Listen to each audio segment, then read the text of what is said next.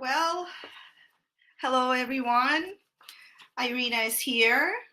Fragrant Wellness, Aromatherapy. This is our Fragrance of Self-Discovery course. And you are watching this video because this is a very special presentation, because we have a very knowledgeable and extraordinary guest with us today. Her name is Shweta Parmar, and Shweta is an Ayurveda practitioner.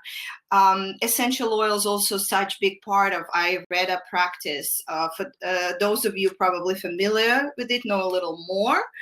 And those of you who don't, you really here for a real treat, real treat, because Shweta is a real expert in her field and also a personal friend, very warm, very knowledgeable, spiritual person. And without further ado, I'm going to invite Shweta, and she can introduce herself. Hello, Shweta.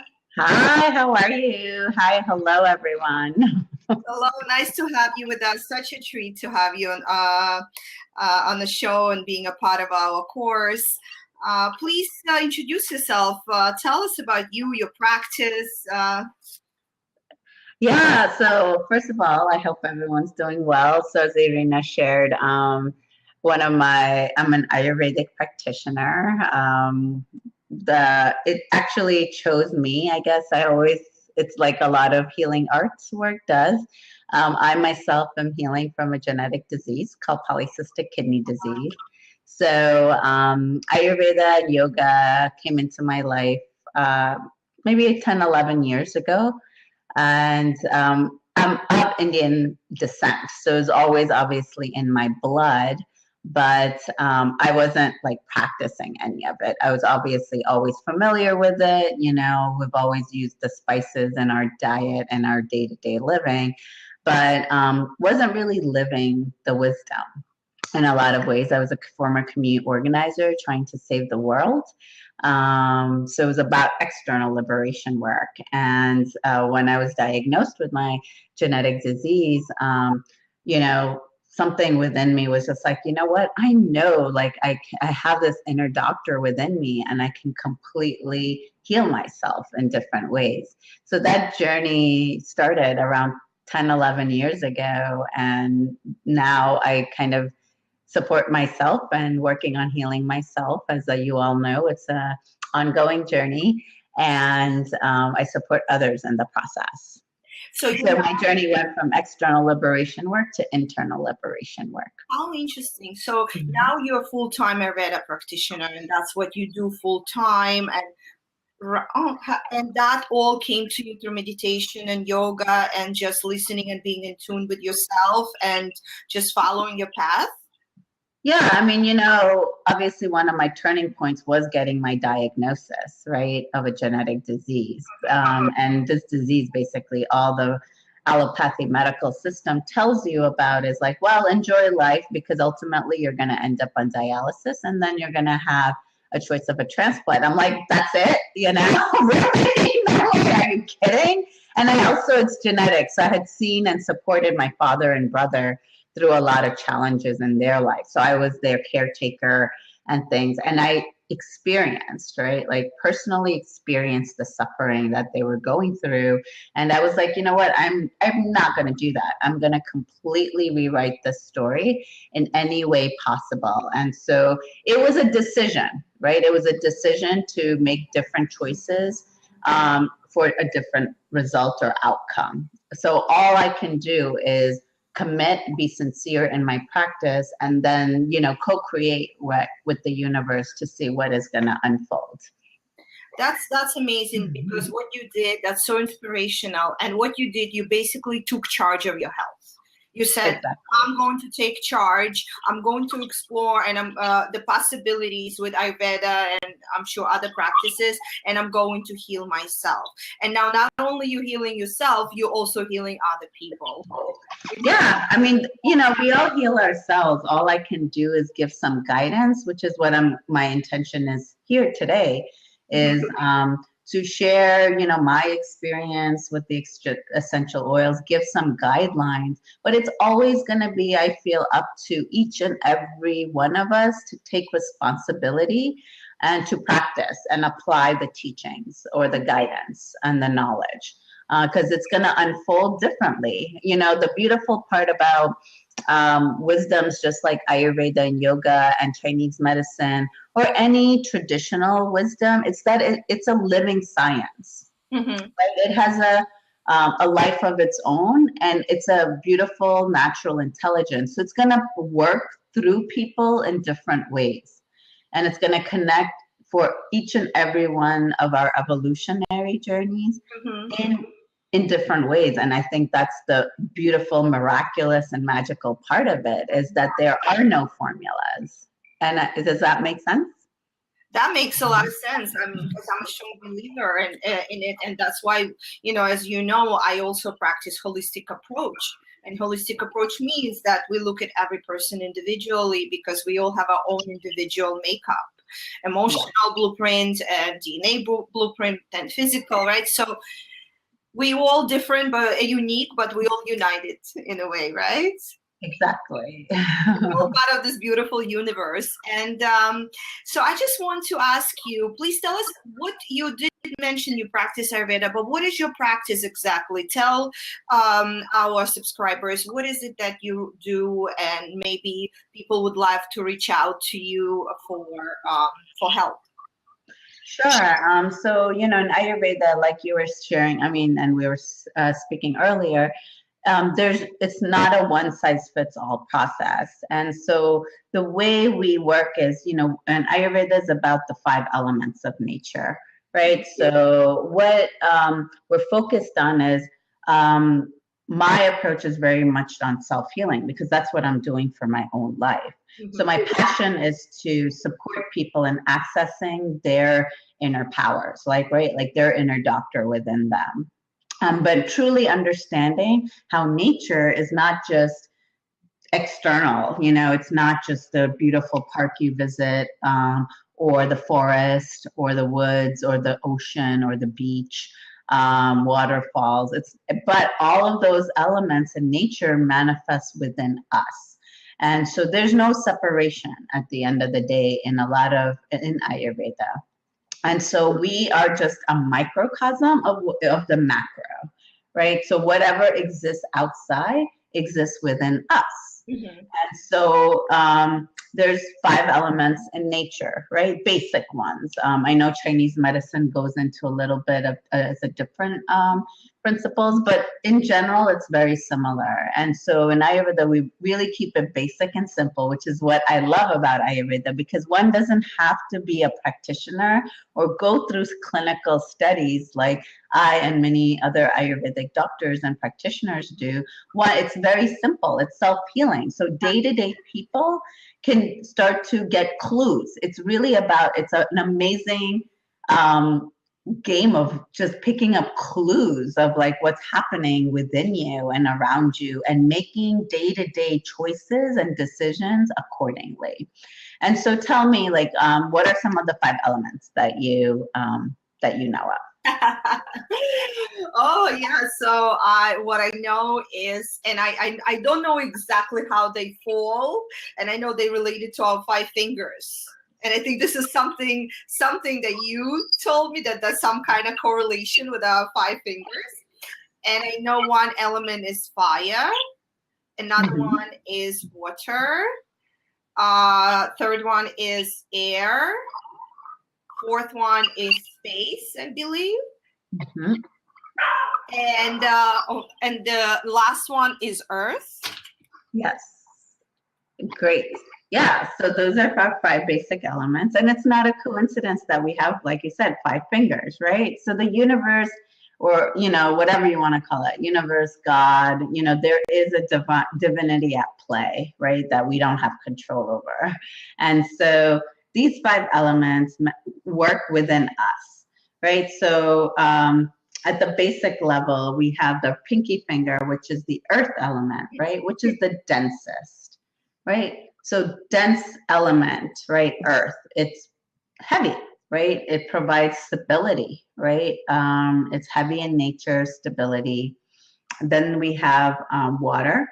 Mm-hmm. Then we have fire, right? Which is why when I was learning Ayurveda, I'm like, oh no, it's because it makes sense that the middle finger is fire because Okay, so when you're on fire, you give somebody something. Right, exactly, right? That's what we learned growing up, right? With kids in school. It's like if you're not going to be a happy camper when you show somebody the middle finger, right? You're going to be pissed off, right? So that's the negative attribute of fire, right? Is just anger, disappointment, etc.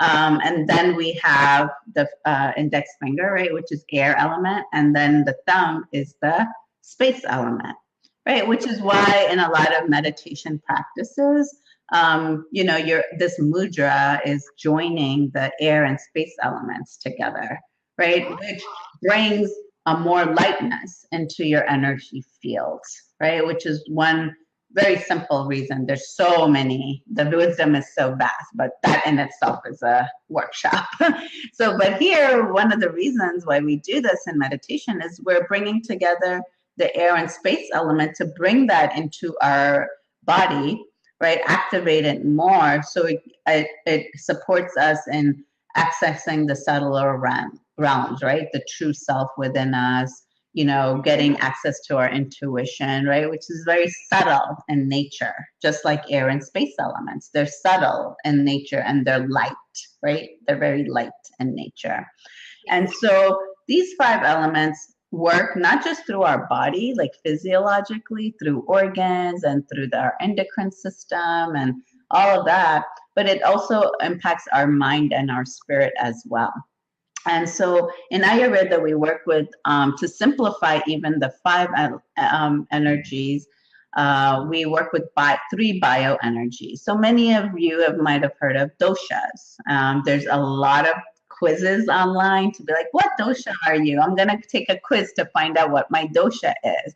It is only a guide. A lot of people I find get too stuck on, oh my gosh, I'm Vata, I'm Pitta, I'm Kapha, so I should do this. They're only guidelines, but people, the way we're trained in life or in school is to work in very separatist way of thinking, right? And so it doesn't help us to understand or keep at the forefront that all of these 3 bioenergies and elements are all interconnected, and they're always, it's like a dance, like they're always dancing with each other in these ways. And so the 3 bioenergies, so we had the 5 elements, right? So we're going to do this visually to make it maybe more understandable for visual folks. So earth and water elements together, it's called Kapha energy, Kapha. And don't worry, this is going to be the handout that I'll be sharing with you. We'll have all of this written out. So just, be present and written and listen. And so Kapha energy is a combination of 2 of the most densest elements. All right, so earth and water. What are some adjectives that come up for you, Irina, when you think of earth and water? Just name 2 or 3. Grounded, go with the flow, smooth, liberating, persistent, Okay. Calm. Okay, yeah. So each of them can have positive and negative attributes of Kapha energy. And so, one of the ones you described was stability, right? It's grounded, right? It's earth, right? That's why Mother Earth, it's very nurturing, right? Things like that. So physically, Kapha folks may be a little bit meatier, it's just a natural makeup, meaning like they might be quote unquote on the heavier side. But unfortunately in this society, if you're quote unquote on the heavier side, you're fat or whatever. But people don't understand that this is your natural makeup, right? And it may or may, but it's healthy actually. So if someone who's naturally Kapha dominant, right? Once again, we have all 3 elements within doshas within us. But if you're dominant in that, that's just who you are. That's your makeup. And so that's taking on XYZ practices to go against who you are may not be actually healthy for you, right? So we'll get back to that in a little bit. But so there's Kapha energy. It's also very cold, right? In nature, earth and water at its basic level. It's just dense and cold. So a positive attribute of Kapha could be Mother Nature, nurturing, right? Like those people who just give their hearty bear huggers, right? It just comes natural to them, right? Like they're just like that. It's so natural to them because Kapha is a natural dominant dosha in their mind and body makeup. So they're just unconditionally loving, right? Types, they give these like amazing bear hugs. It just comes natural to them. They don't need to be taking any online course about how to love. Like it's just like in them, right? That's right. They just naturally like that, and right, it's innate. Yeah, and so they don't need to cultivate. And they right away they give me a hug, and I said, "Wow, this person just went for it." And there's some people that sometimes I even have these people in my life that I know them for a while, and even now when I go and give them a hug, they feel a little reserved. Like still it's just not part of their personality, and that's what dosha is, right? Your personality. Right. It's a little bit of personality, but it's not about taking anything personally. This is the beauty of it, because that's just who they are, right? Doesn't mean they have to be, because it doesn't come naturally to them because of who they are, like their blueprint and their template. And so they have other beautiful attributes, because once again, we all, as a one world, oneness, we all bring our different beings and gifts to it, right? So instead of personality, I would describe it more as your makeup, right? In this way. And so, a negative attribute of Kapha folks could be that, they're possessive, right? So just like the ground, it's grounded and it's stable, but if it's too much Kapha, they tend to hold on too much, which may not be healthy for them. It's hard for them to let go of life experiences, of even physical toxins, emotional things or life experiences. So if that dosha is a bit aggravated on the negative side, too much of it, then, it's the opposite, right? They're not able to let go. It tends to be possessive, right? Of maybe even a friend or wanting something, it's hard for them to just accept as much. Does that make sense? Absolutely. So that's, there's so many, like, I don't know, this is not an Ayurveda 101 class totally, but I just wanted to give one simple example of how a dosha could give positive attribute, but also a negative one if it could be, either way, right? In this way. So the next dosha is Pitta dosha, Pitta. So that's the water and the fire element, right? Together. So Pitta is, just 2 or 3 simple adjectives that come to mind when you think of fire and water elements for Pitta. Oh boy. Well, I know fire and water don't mix usually, right? Yeah, fire and water don't mix. But simple adjectives that come to mind. Me,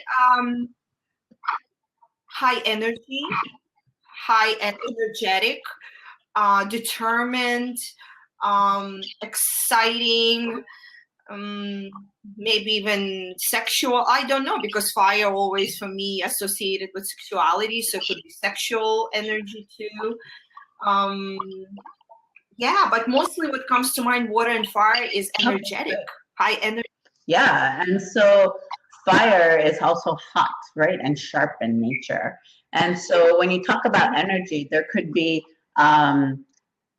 energy is like such a wide open word. Energetic could be a healthy energetic mode, or it could be like a do energetic mode, right? Like especially we live in cities where we find a lot of like do energy, right, happening all the time.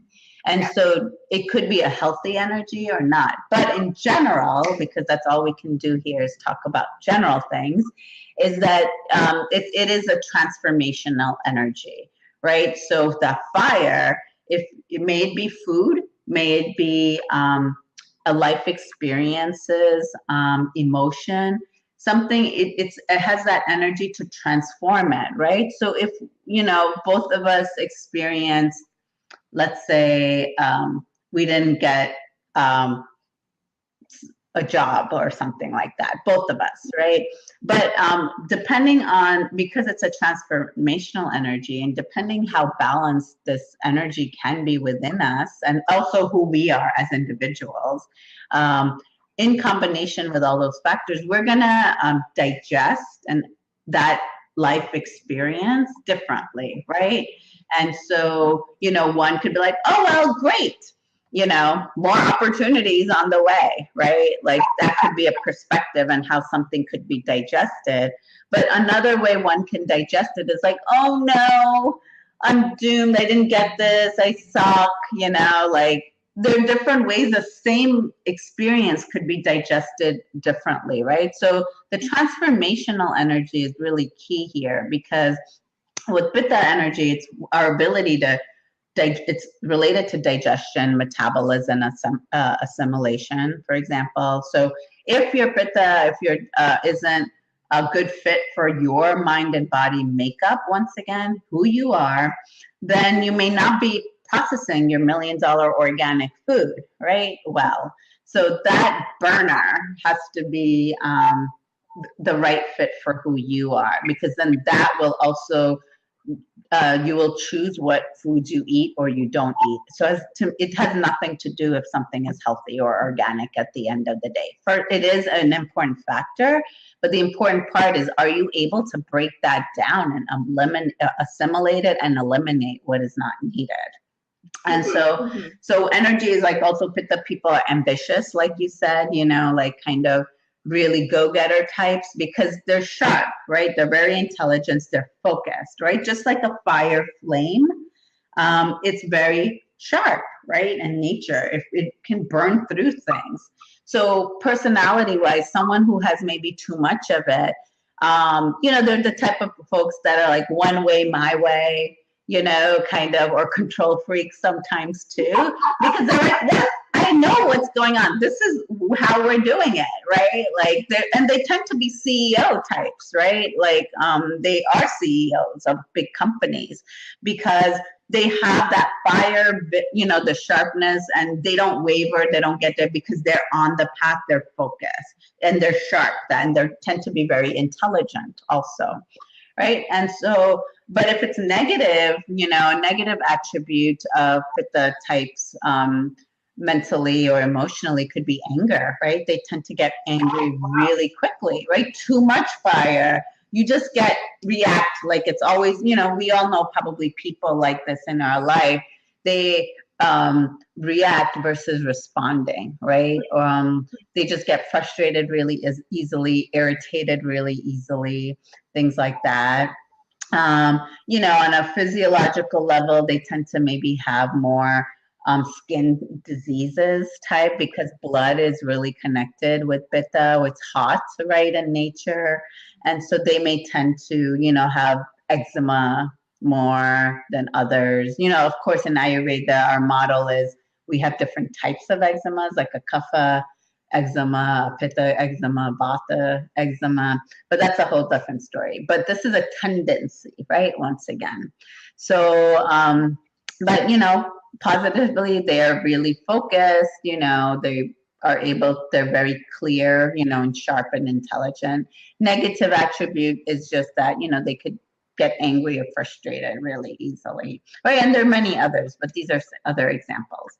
And then there's the third bioenergy, which is the Vata energy, which is the air and space elements, right? So when you think of air and space element, Irina, what adjectives come up for you? Just 3. Lightheaded, just light. When you can describe somebody as a light person, maybe on the negative side, might not be focused. Very flighty, maybe kind of up in the air and always not grounded and always in kind of fantasy land. Right.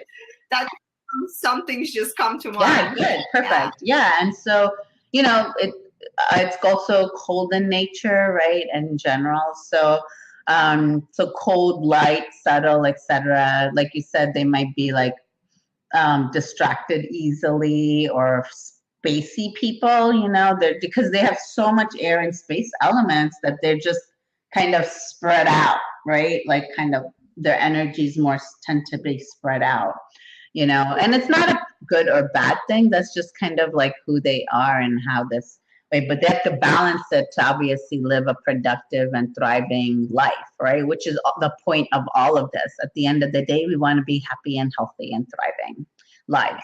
Yes. And that obviously will look different for every single person. So, you know, a Vata type person, very much connected to like the nervous system and different ways. So someone, you know, who tends to have aggravated Vata tends to be have a lot of fears in life, right? Because, you know, they that's what the air and space element is connected to. It's like various fears, right? When it comes to the nervous system in this way, various nervousness, you know, doubts, things like that. And then, you know, but they're beautiful visionaries, right? Because they're so like they can see, you know, a lot of intuitives tend to be Dreamers, right? They must be dreamers. yeah, dreamers, you know. Yeah, exactly. And we need them. They're really creative people because they tap into the lightness, right? Like the subtle realms. And so, you know, it's very beautiful. That's a positive attribute, right? That they carry in this way. So those are kind of just a very super quick overview of the three doshas and how it can practically play out, right? Also about the people physiologically, they tend to be on the thinner side, right? Once again, they're light in nature.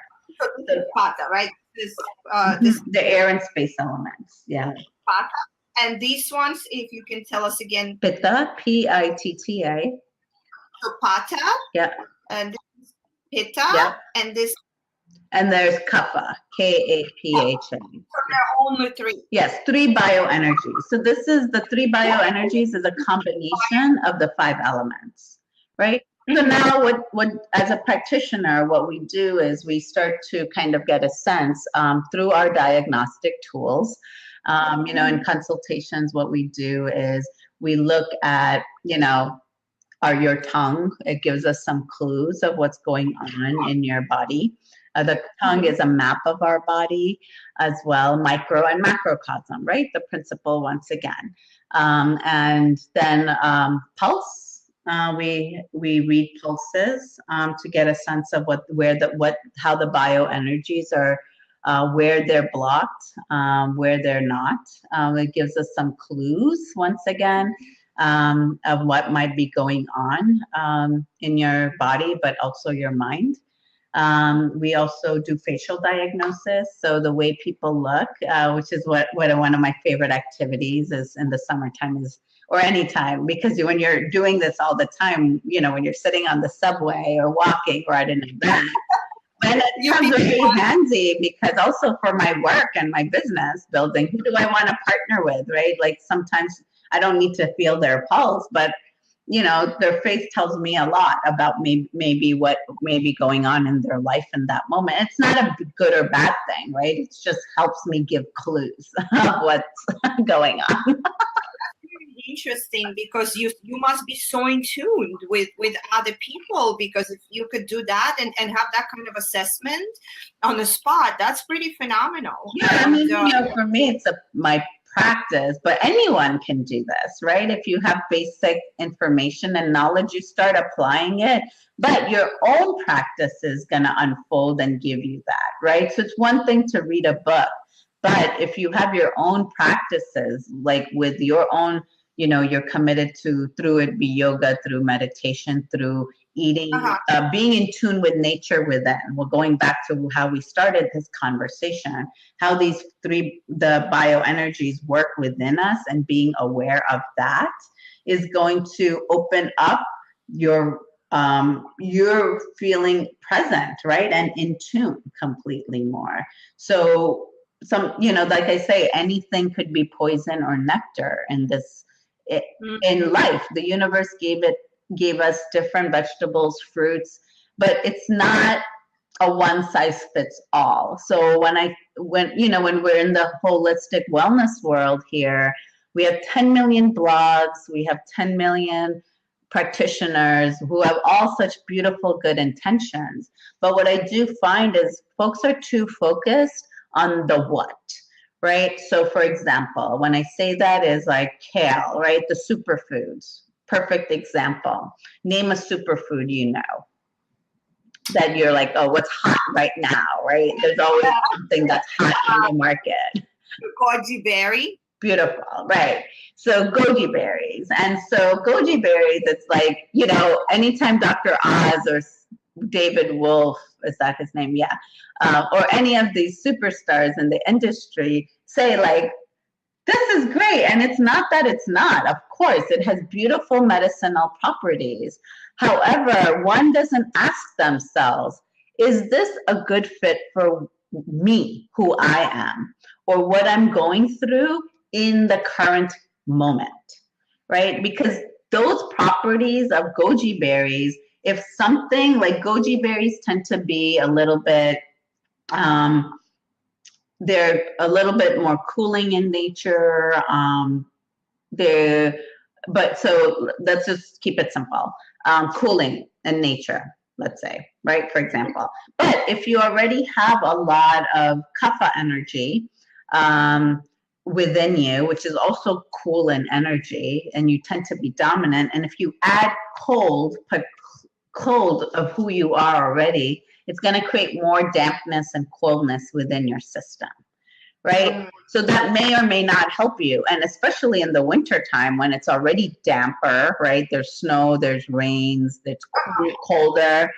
The conditions you want to create may not be the right fit for you. So you also want to take into account the season, right? So this is how I hope folks, you're getting the idea that there is not one formula. Doesn't mean goji berries is not healthy. My main point here is it a good fit for who you are? What's happening to you in your current condition? Your current condition will involve what you're feeling, right? Like how you're processing things mentally, emotionally. The season affects us, right? What's going on? How are you managing that? And then deciding what is going to be good for you to eat, right? Or take into your life. And it's just not food wise. It's also people wise. It's also essential oils wise, we'll get to that in a minute, of like really understanding how certain essential oils, even though they could be good for XYZ condition, but is it one oil a better fit for you or not, right? In that current moment. Does that make sense? That makes a lot of sense, and I'm so glad you brought this topic of really individual approach, and that's what the course is also focused on. It's focused on really understanding yourself, really understanding your physical makeup, really understanding your emotional makeup, spiritual, where you are at a certain period in life, and you could be in a different place tomorrow or 3 months from now. We age, our cells regenerate all the time. We always change. We're not the same people that we were even 3 years ago, right? Exactly. And so, but what's really happening is not the beautiful part about Ayurveda. It's not about personally, right? The bioenergies, when you say we're changing, the bioenergies are changing all the time, because as we take on and have sincere practices of our own, and that the toolbox, right, is going to look different for everybody. So as we clear the energy blockages in our lives in different ways, we are able to keep flowing throughout life, right? So, and this is like another example. So here, when you were born, right, the egg and the sperm met, right? And it has nothing to do with what type of relationship you're in, right? But the point is, an egg and a sperm had to meet to create a human being at that simple stage. So the doshas of the egg and the sperm, each of them that was dominant at that time created who you were, right? At that moment. Which you just answered the question. I was going to ask you what determines the dosha, right? And you're already answering this question. Fantastic. Yeah, and so there's Kapha. So that's who you are, your true nature, right? When people are like, "Oh, I have to find myself. I don't know who I am," and things like that happens a lot in a lot of the worlds we're in. And so here, what we have is your template, right? Your unique blueprint from that moment of conception was created, right? And that's going to look different for every single person. The permutations of these bioenergies, that's why even twins aren't even alike, right? Like there's some, yeah, they're twins, but we're like, oh yeah, they're twins, they must be the same, right? But no, because in that minute millisecond, the doshas were different, right? And so that's why there's going to be always like something's going to be different within a twin set even. Of course. So at that moment when conception started, you have your blueprint, right? And this could be, Vata, Pitta, could be Kapha, Pitta. Usually it's really rare to find somebody's mind and constitution to just be one dosha. I mean, dominant, right? So it's always gonna, first and foremost, we have all 5 elements within us, right? But to kind of help us make decisions in our day-to-day, we're usually dominant in 2 doshas, people's makeups in different ways. And so that blueprint gets created, right? And then life happens, right? As a baby comes out of the fetus, right? They're in a kapha stage of life, right? They're really cute and like a big ball squeeze, like they're hardy, right? Like usually babies, right? Yeah. And they're so light, so that's a kapha stage of life, right? They're building, right? They're building, they get lots of breast milk, they're getting nourished, right? To set them prepare for their life journey, right? In this way. And so they're stable, like, even stability wise, babies or young people, kids, something happens, they cry, they get angry, and then it's gone, right? Like they move on, right? So they're stable in this way too, emotionally. But anyway, so that's, once again, it's an example of micro and macrocosm. Even our stages of life are characterized by these 3 bioenergies. So kapha is, when you're building, nourishing, then like, teenage years till like 40s, 50s is pitta energy when you're getting fired up, getting clear about what you want to do in life, taking action, working, right? Career, it's do, fire energy more, right? In this way. And then you start to age, right? Air and space elements, people get thinner, bony, old people become more childish also in nature. It's like a full circle. And so that's a Vata stage of life. So see how these beautiful bioenergies not just pertain to our own mind and body, but in a macrocosm to our life journey as well, right? In this way. And so these attributes or these adjectives are very much connected to different periods of our life as well. So anyway, here's another example of just how macrocosm works. And so here, when you have your blueprint and then life happens, the joys, the challenges, the trauma, the shitty stuff, like all of it, right? And it starts to take us away from this blueprint, right?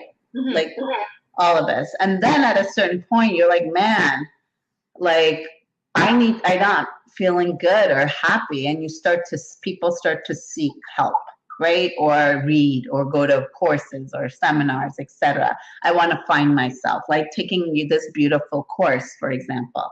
And as you learn more and more, you start to get closer to your true self again. So through various practices, you start to close the gap again. Those who are so unhealthy or out of it or just miserable, they're really far away from their true self, right? Because they haven't processed what life has brought them, the good, bad, and the ugly, all of it, right? And so as we start to really understand who we are, this gap starts to close So we start to get closer to who we truly are. So we start to feel happier, healthier, vibrant, feel a sense of vitality and in the day to day, right? Does that make sense? That's beautiful. Yeah. So we have two, like we have this mind and body makeup, our permanent blueprint, and then we have the current condition, and this is always going like that, right? Right. And so this is what we also want to take into account of what's going on now, right? This is closer. We want to close the gap, but certain practices for who you are, and certain practices where you are now, what doshas and bioenergies you are dominant in the moment, those, the types of foods you eat, how you live, when you sleep, all of that is going to take into what herbs you can take, what essential oils you're going to use, is going to start helping you to close this gap more. So you're back here to your true self and back home, right? And you're like, light, you know? So, you touched on so many important key points, like, understanding yourself, discovering yourself, educating yourself, personal development, nutrition, and of course, essential oils, which is I think it's a perfect segue now to take it to essential oils and maybe talk about how do you see essential oils fit into our doshas and 5 elements, and how they can complement our health and help us close that gap that you described. Great. Yeah. So, like I said, the beautiful part about Ayurveda is like and a lot of wisdoms is that we know that God is within, or the universe is within. Like we have this beautiful inner healer, inner doctor that sits within us. So as you start to be really sincere in your practice, your intuition rises. But healing is, I always say, it's a mix of both logical and intuition, both, right? In different ways. So you can study, like you guys are taking this course on aromatherapy and you're learning content, but it's up to you how you're going to transform the knowledge in the course to apply it through you, right? Through your intuition for the client you're working with, for yourself, etc. And so, for example, in Ayurveda, we really work a lot with, like I said, it's not about the what, it's the adjectives, which is why I was asking you what adjectives come to mind, right? We work a lot with properties. So we're not stuck in a what frame of mind, maybe a disease even, right? In the Western world, we label things, right? Like maybe Crohn's disease, may it be autism, right? May it be cancer, right? There are these labels that are given to a lot of disorders and diseases.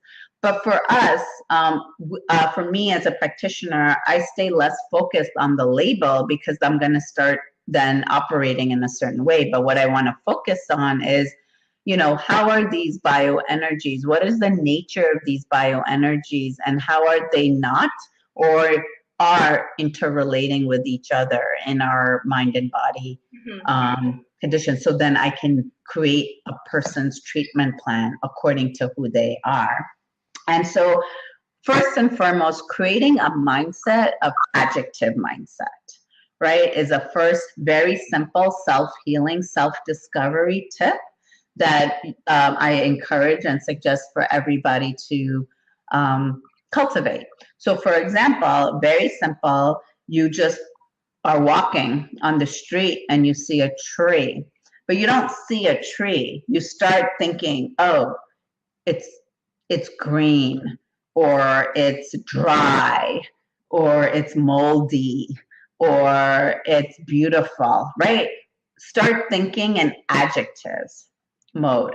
And because once you start to think in adjective mode, these adjectives are very much connected to what food or people you want to have in your life to help you balance it out more. And so, for example, that's an example to just start thinking about it, in adjective mode anywhere you go. But for example, really practically, butternut squash, right? Right now, here we're in winter time in New York City. Butternut squash is what Mother Nature gives to us naturally during this time period, right? So one of the reasons naturally butternut squash, pumpkins, and a lot of rooted vegetables are given to us is because the air and space elements are so dominant in nature. It's cold, right? The Vata energy, cold, dry, with the winds, for example, right? But it's also moist and watery with the snow, let's say. But in general, it's a contraction energy, right? The coldness can get people to feel cold, feel distracted, and more spacey headed than ever before than other seasons. They're bundled up, right?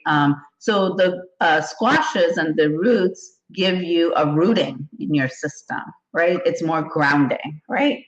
If you look at a butternut squash, some adjectives are that it's heavy, right? Literally, it's heavy, but it's also dense. It's very dense in nature. Versus if you look at a piece of broccoli, very light, right?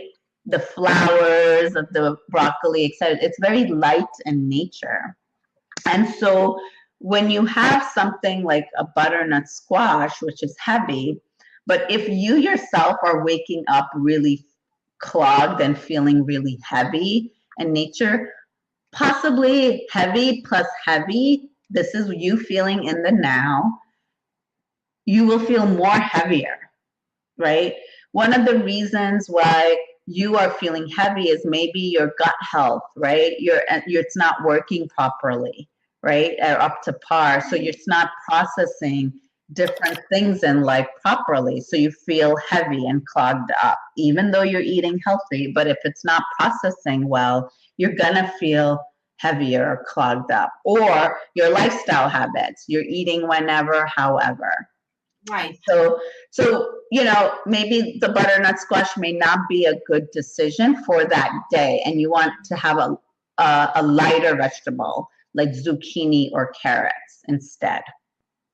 It's very interesting. Sometimes, I know I should not eat certain food. I know, oh my God, I'm going to eat this. I know it's not going to make me feel good, but I'm going to eat it anyway, and then sure enough, you eat it and you don't feel good. You don't feel good emotionally and physically, and especially being a woman, hormones are changing certain times of a month. And sometimes I know I'm not going to process this, and I still do it sometimes. And it's all about being in tune with yourself at the moment, like you said, and really listening to the signs. And I think you mentioned that in the beginning of this recording, that really listening to the signs and just being able to describe how you feel at the moment with adjectives.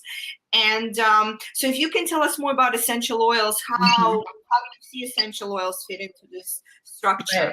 Great. So let's take the example of ginger, right? We have ginger essential oil, or ginger is usually a very single essential oil that is included in a lot of blends, right? That exist out there. And so ginger, for example, is pretty, in general, very heating in nature. It's also the go-to for, in general, any digestive disorder, right? In this day and age, I'll focus a little bit on digestion, because in this day and age, everybody deals with some gut health issue. It's, so I really want to be practical here. And so for example, something like a digestive issue, there's so many different ones, right? So for example, somebody who may have, is a Pitta dominant type, for example, is experiencing the digestive issue of diarrhea. Okay, so you have a Pitta dominated person, once again, dominant in fire and water elements, right? They're already hot heat in nature, right? They tend to be on the hotter side in general. And then you have ginger, essential oil, and they're experiencing diarrhea, for example. So diarrhea, it's already, lots of looseness, right, happening, like you're having loose motions, etc. Adding heat to something, if you're already a Pitta dominant and ginger is very heating in nature, may or may not support their condition. The condition meaning diarrhea, right? But a lot of times ginger is recommended for a lot of the various digestive issues as a general oil to use. Mm-hmm. However, there are a lot of other essential oils that are maybe better fit to work with the digestion and also the person, right? So you have the person, who you are, right? The condition, diarrhea, and then which oil are we going to use? So you have a Pitta type person, hot in nature in general. Then you have diarrhea, which tends to be more acidic in nature, loose, runny, air and space elements, right? It's moving through easily, right? This is how Vata energy is manifesting in diarrhea. It's also a lot of heat involved. But then if it's a Pitta person, maybe a more cooling digestive oil, like fennel, right? Like a fennel essential oil will help. Fennel is very cooling in nature, right? So balancing a hot, like Pitta type person with a condition, diarrhea, because you want to kind of stop the diarrhea, right? Or ease it a little bit by, easing the hot element in it and the air and space element in it. So a more cooling oil or better fit for a Pitta person would be fennel or peppermint, like let's say even, right? Because it's cooling in nature versus ginger, which tends to be a little bit, it's more on the heating side, right? And so that's a little bit of an example how, once again, who you are matters, right? And not that ginger may not help. It may not just be the best fit for you to get better results or quicker ones. Right. So once again, I'm not here to say anything is good or bad. I'm not saying this. The main key here is what is a better fit for who you are, right? And what that current condition is in that moment. So that's one example. So for example, just to go back, if you're a Vata dominated type person, once again, air and space element dominated person, you tend to be, once again, the adjective, dry skin, maybe, scattered, right? Cold in nature. So some oils that are really beneficial for Vata folks tend to be ginger, right? They're more heating, cinnamon, clove, myrrh, right? Myrrh is really great and grounding for even our nervous systems with fears, right, as well.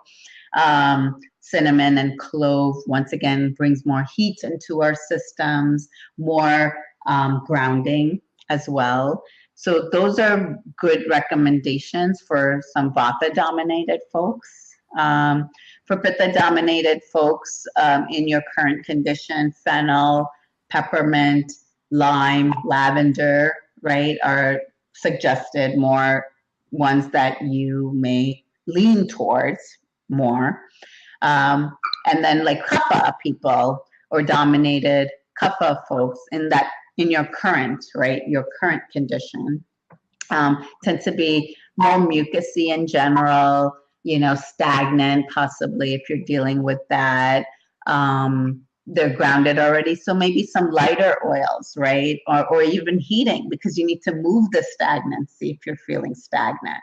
So even like cinnamon, basil, sage, you feel tired or lethargic. It takes a lot for Kapha people to like move, right? Like They're just like tend to be couch potatoes, you know, because they're potato, kapha, right? They're rooted, like they're more earthy. So it's just gonna tend to take them much longer to get something done than a vata pitta. Like vata, wind, air, so they just move, right? Like they just go.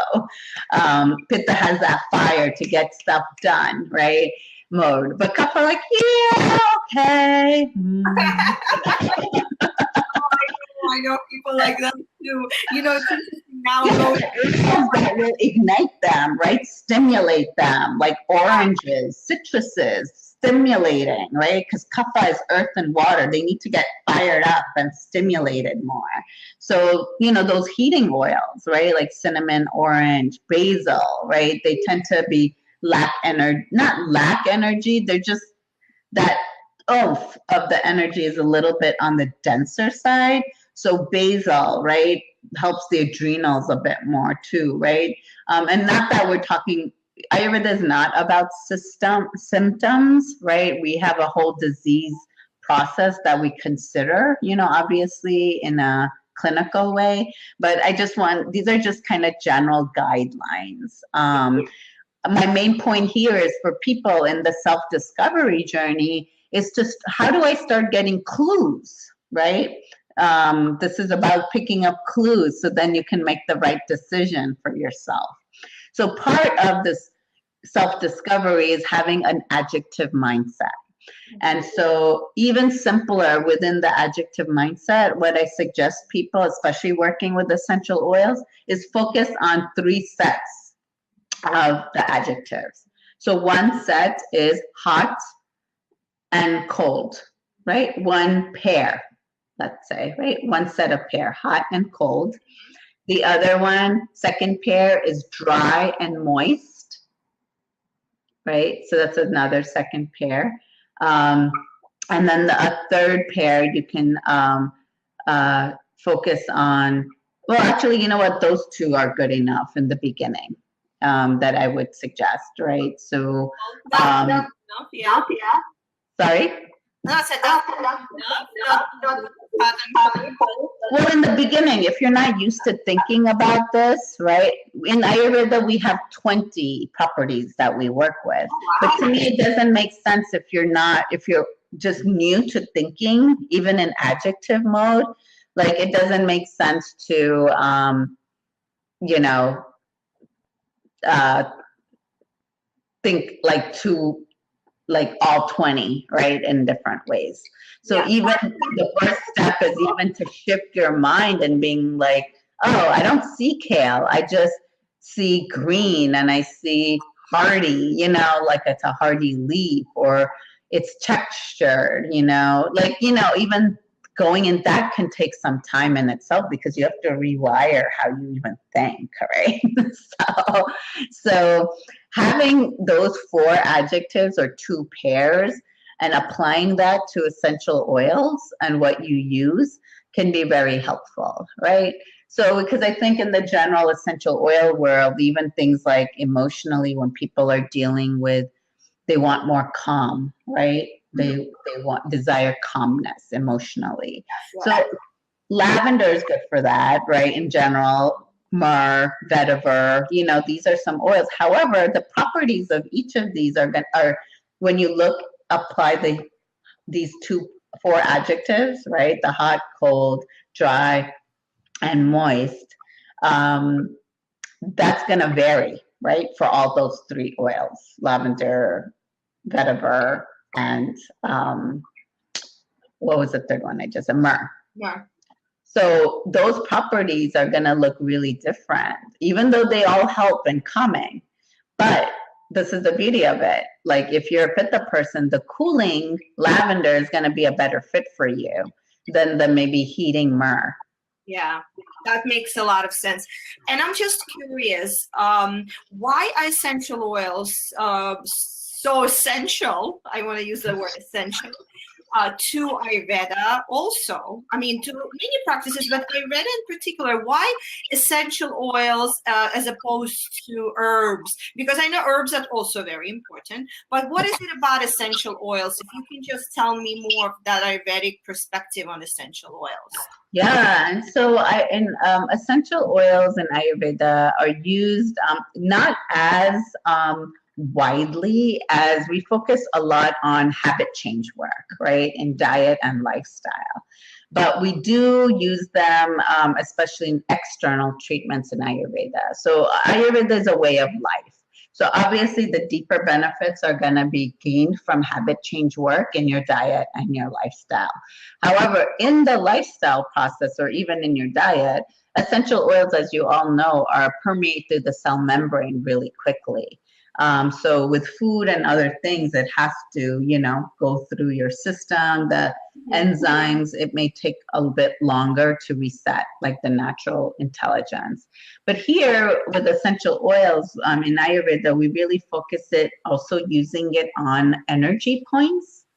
And so energy points are gateways. So their energy points are gateways where if there are blockages at those and subtle energy centers, it can throw a lot of stuff off in your life, right? At all levels, physically, mental, emotionally, etc. But here, when essential oils are applied at a specific energy point that may be directly connected with the liver or with the gut, or, and all of that is obviously connected to various emotions, right, as well.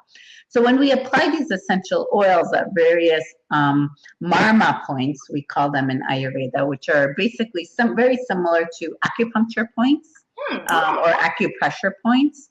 So applying oils at these energy points is going to bring you more benefit because you're directly working with these energy centers, right? Of course, I know the general practice in a lot of essential oils is to inhale it, to diffuse it, to cook with them. But learning a little bit more about where various energy centers are on your body can bring you physical, mental, emotional benefits because you're applying that medicine right on the energy point. Mm-hmm. The other part in Ayurveda, the other important point working with essential oils is that the carrier oil. Right, so the carrier oil, oftentimes in the mainstream wellness world, coconut oil is the hottest self-massage oil, right? It's another superfood type of body massage oil. But once again, if you already have a Vata dominant body, which is really cold in nature, or a Kapha even, who's cold in nature and dense, coconut oil is cold. And it's wintertime, it's cold. So in that moment, coconut oil may not be the right fit, right? And so, for example, when I do my massages and other Ayurvedic treatments for my folks, I have to consider their current template, right? What they're dealing with. I have to consider their blueprint, right? Consider how wide this gap is and why. What is the root cause of why this gap exists? That influences what carrier oil and what essential oil I'm going to use, and the season as well. So, for example, somebody who is Vata dominated or Kapha dominated, which carries, once again, we're going to keep it simple, the colder energy, right? Once again, the adjective, cold. Using the typical coconut oil is not going to help them or bring them better benefits as much. Versus sesame oil, right? Sesame oil is heating in nature. So it's opposite, right? In Ayurveda, we work with the law of opposites because that's what's going to balance it better, right? And once it's balanced, the natural intelligence of the body is going to be like, woo, it's a heating oil. Wow, this is what we need more. So they're going to receive it, the natural intelligence. It's not us, right? At the end of the day, all healing practices, and especially how they're administered by the practitioner, which is why this knowledge is so important to consider. is how are we supporting the optimal functioning of our natural intelligence of our cellular system at that level slash divinity slash consciousness. Like it's all connected, right? It's all the meanings the same thing, different words. So the carrier oil in Ayurveda is also very critical, right? Maybe coconut oil, sesame oil, almond oil, sunflower oil, jojoba oil. All of them, once again, they have their adjectives or properties. So consider the adjectives slash properties of the carrier oil, but also the essential oils, and then also where you're using it. Shweta, thank you so much for sharing this amazing information.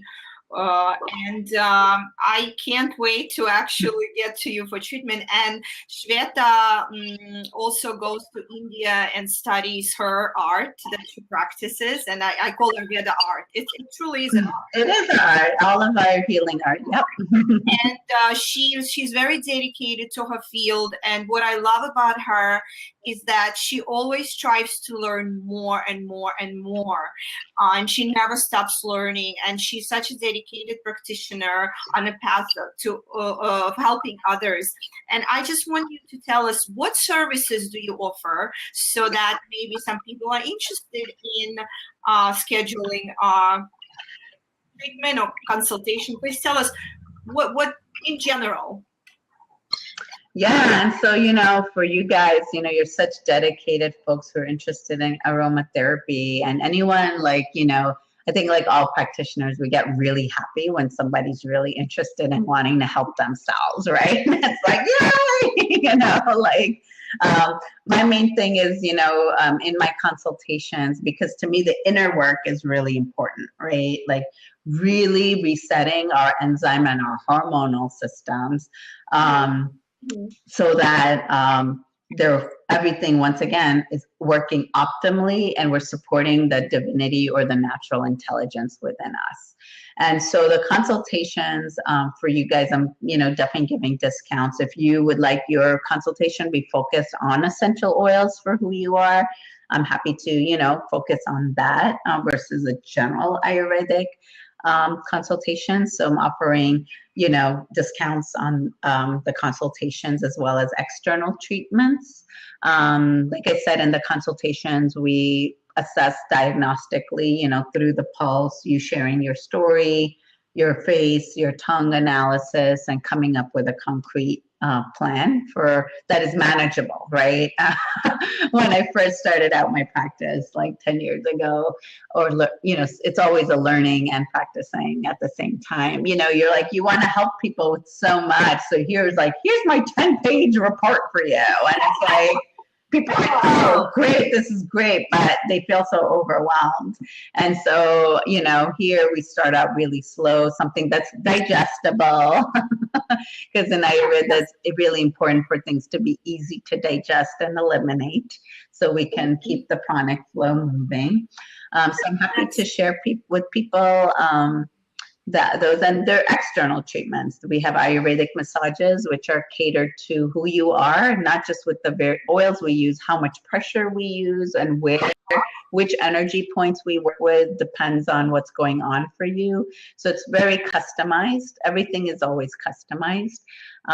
We have so many different treatments, but you can find a lot of that information on my website as well. We have Shirodhara, which is something I know Irina is a big fan of. We have herbal oil pouring on your third eye, which, especially if you're doing some inner work practices and you get this treatment, has the amazing potential to really rework your whole DNA in different ways, especially if you're going through XYZ internal process as well. So it's quite a very beautiful treatment to really like it really, you feel like it opens up all your brain cells, all your emotional centers. It's so rejuvenating. But I know you offer a lot of treatments, and please tell us how to find you. Please tell us your information, where we can go and learn more about your services and what you offer. Yeah, and so folks can reach out to me. You can learn more at my website, which is called Gutsier Living, Gutsier living.com. And I think that'll be in the information that Irina sent out to you Yes, guys. absolutely. Shweta's information will be included. Her email, her website will be included with the course. And she was gracious enough, and she was generous enough, being the soul that she is, to offer us also a sheet. I believe you have a sheet, a special sheet that helps you determine what your dosha is, or what would work better for you. And I know you wanted to go over it. And also she is giving, when you purchase the course, and obviously if you are listening to this, you have purchased the course, you have a bonus included, which is the free consultation with Shweta. I believe, is it, correct me if I'm wrong, Shweta, is it 15 minutes or 30 minutes? Yeah, I'm not really a stickler on time, so it could last. You know, we all deal with so many different things. My main thing is to also listen to people, but also share what my approach is, which is really focus on self-healing practice, or making people completely independent with what they go through. It's not just the knowledge, but what they experience. With the recommendations or changes they make that come out of it, so that they learn to be completely self-reliant in different ways. So, you know, I know we didn't cover that as much as I would have even liked to, because in this class, but you know, don't worry if you didn't catch a lot, because it's a lot of possibly new information that you may have. But I have it outlined in a sheet, so that you know what Kapha is, what Vata is, what Pitta is, what essential oils they may prefer. So that's all laid out in the sheet, and I can maybe screen share it so you know what that looks like. This is what it looks like.